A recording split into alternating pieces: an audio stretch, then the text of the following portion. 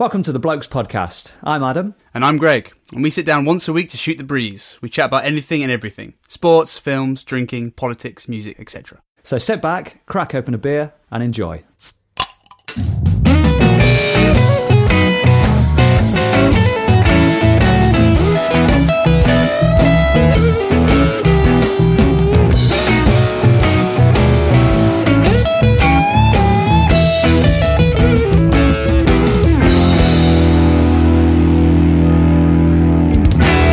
Good evening, Squire. How are you today?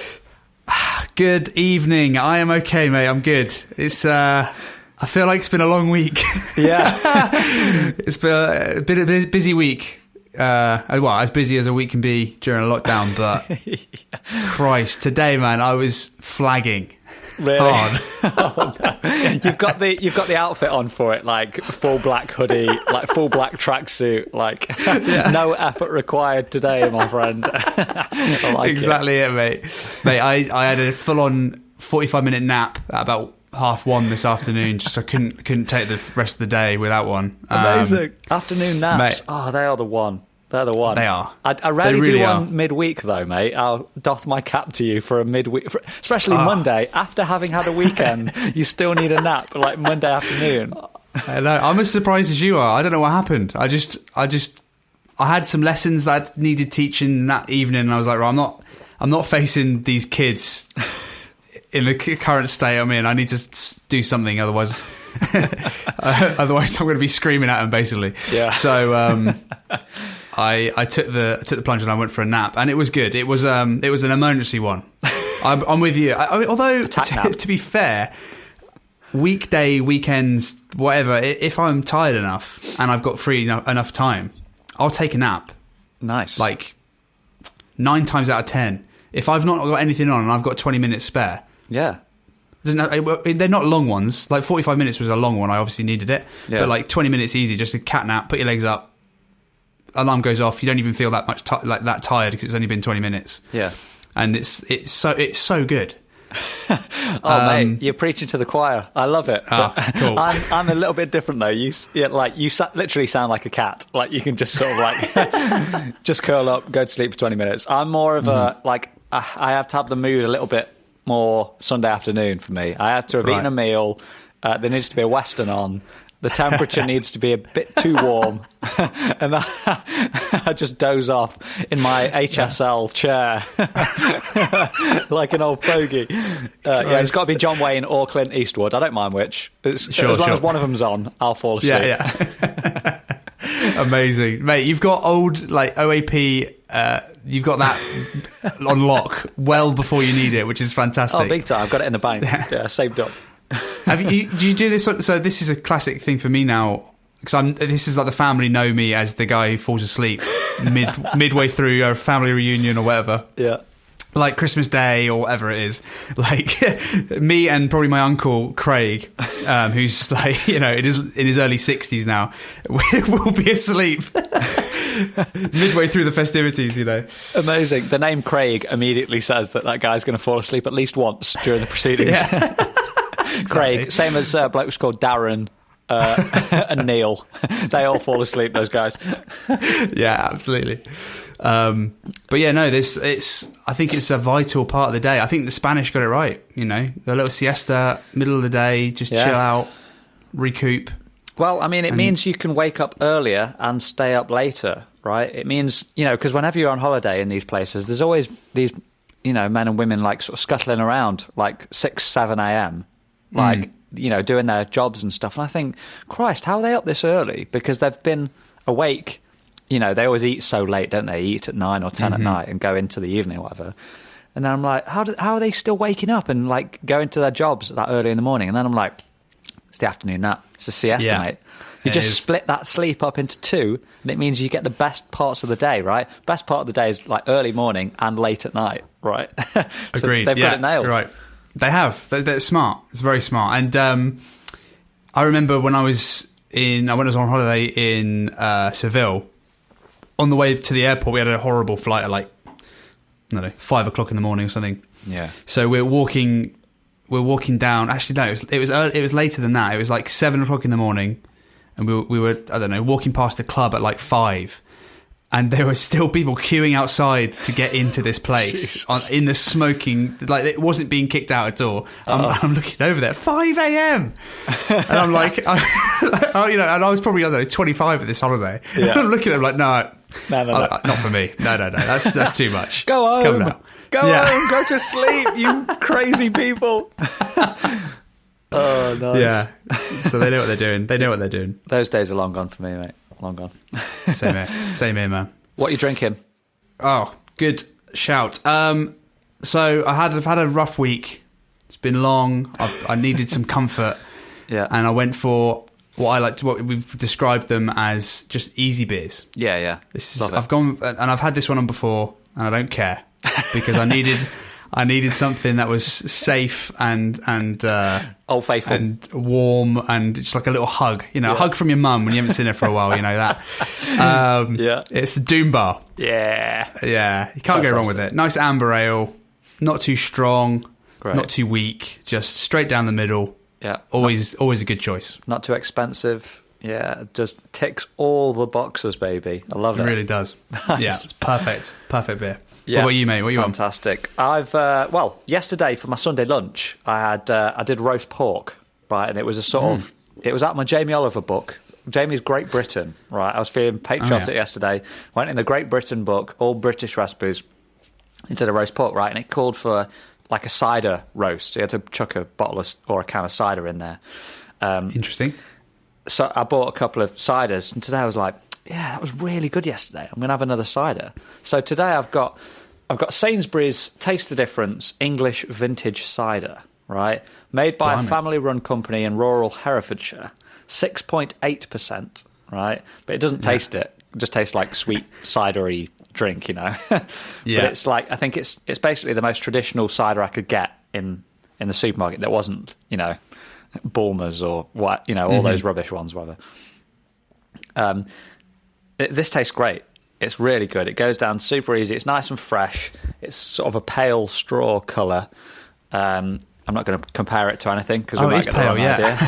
But it's pale, and it just tastes really good. I mean, we've sort of dabbled with cider in the past, haven't we? And I like I like the sort of cloudy, scrumpy, local ciders. I've been to a couple of breweries. What do they call them? Cider places. Christ. Cider is it makery. Even brewed or is it fermented maybe? Yeah, but I don't know. You're right. Yeah. They've got some sort of name. I think I tell you what, I've just had a flashback to I think like episode 2 or 3 where we had this exact same conversation. Right. Okay. Oh god. Weird. Anyway, sorry. Have we reached that point where we've literally done a full loop? Everyone's going to start switching off now. They've said everything in the world. Yeah. They've said everything that they've ever done, seen, or drank, and we're back to the start again. It's been a good run. Yeah, this is like Netflix just rehashing old films, right? I searched for Lethal Weapon yesterday, and obviously all the new Lethal Weapons came up, and I was like, oh, for God's sake, what is this rubbish? What's this tripe? Why have they remade Lethal Weapon? So that's us now, sorry. But in fact, speaking of the podcast in general, right, new episode up today, right? Obviously, by the time you're hearing this, well, I'm talking about last week, right? But the new episode we put up today, and I just sort of played it. Once I put it up online, I always just play the first 2 minutes or whatever, just to check that it's gone up okay. It sounds all right. And first thing that comes up is an advert, right? So we must have made like 0.0007 pence.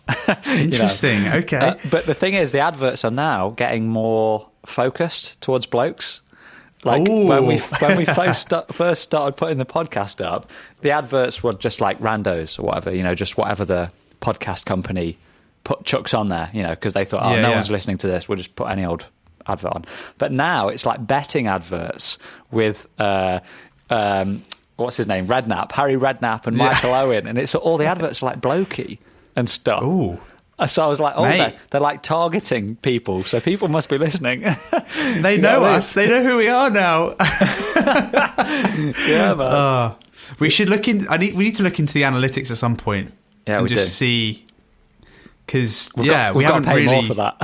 Yeah, oh god, never mind. That's all right. We'll just go blindly through this and just see. We've not racked up enough advert plays yet to pay off the cost of paying for the premium subscription, where we can find out where people are from. Yeah, right. But in all seriousness, though, more people are listening, right? Like back in the day when we did it, like people listened on the day of release. 10 people or whatever, like got it straight away. But nowadays, people are listening every day. People are downloading the podcast every single day. So it's definitely going up. Do you know what I mean? Really? It's not just me and you and two mates. Like people are downloading it every day. So blimey. Yeah, hi to you people. Thanks for welcome aboard. Permission has been granted. Please come aboard and join us in the ye old Prince's Elbow. It's good to have you. Yeah, Christ, I'm nervous now. Jesus, I thought I was talking to an empty room. No chance, okay, mate. well, blimey. People are listening. So yeah, that's a good thing, right? So huge. Anyone listening, if you want us to talk about anything or drink anything or shout out or literally anything, let us know. Any topics or that sort of thing. We're all ears basically. So yeah, let us know. Instagram's probably the best bit, or big time. I think we've got an email. We got an email? Yeah. Yeah. It is the Blokes podcast at gmail.com.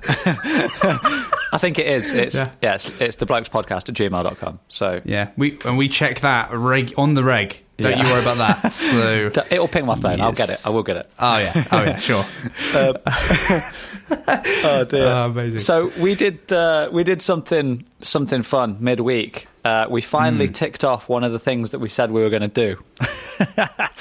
It was one of the ones that's still legal, and it was a watch along. Right? I don't know if anybody out there has done this before, but there's these apps that are going around now that you can add on to your internet browser. One of them's called Netflix Party or Telly Party, and then one of them's called Prime Party. It's basically an app where you can watch Amazon Prime or Netflix or whatever you want, and it links to another person's computer, so you're watching it at exactly the same time, and there's like a little chat function. It's basically as if you were watching this same film in the same room as your mate, basically. So we did this on Wednesday, and we watched a Blokes classic, didn't we, Greg? Yeah, we did, and it was my first time as well, which is special, rare nowadays, because I've seen a lot of action films. So this was pretty special, and it's one I'd always dismissed because I'd heard so much about it being I don't know, there's just so many jokes about it, and it's just so I felt like I was going to be really on the nose, and it's not going to be any good, basically. Anyway, everyone's waiting bated breath to figure out what this film is. I'm not going to tell you just yet. So let me tell you more about it. No, it's Rambo. Yeah. So we watched Rambo First Blood, which was amazing, dude. I absolutely loved that film. After about 20 minutes in, less than that, God, I'm giving it not enough credit. 5 minutes into the film, I had a smirk on my face. And I don't think it left my face the entire time until he started going on about his mates in Vietnam right at the end, which was like a super emotional scene which came out of nowhere. And it's like, oh yeah, Sylvester Stallone can actually act. Man, it was amazing. So good. Great choice. I'm glad you convinced me to sort of give it a go. And man, especially because we had to stump up for like the rental copy, didn't we, from Amazon? Like we had to pay $3.49 or something. Yeah. Christ. Yeah, man. So it was. I'm glad it was worth it, man. It was brilliant. I mean, like you're saying, people often just hear about like a cheesy bloke running about, on Stallone just going, outside shooting a gun sort of thing. But it is more than that, isn't it? It's like it's deeper. Like there's stuff about. I mean, they don't call it this, but it's basically like PTSD. Camaraderie, friendship, fear. This bloke on the run, basically, essentially, I wouldn't call it racism, but he essentially gets sort of like prejudiced against, doesn't he? Like the opening scene is him walking into a town, right? And he basically looks the wrong way. He looks like he's homeless, sort of thing. He looks a bit like a vagabond, and everyone like looks down on him basically, and then the story unfolds basically. But there's a million different like little subjects, like subtle subjects in that film, which people don't realise there are, and it's lots of really important stuff. On top of that, there's lots of shooting and guns and blowing up, and Yeah. cheesy lines and action stuff, which makes it fantastic. Yeah. Choppers and dogs and, everything in there is great.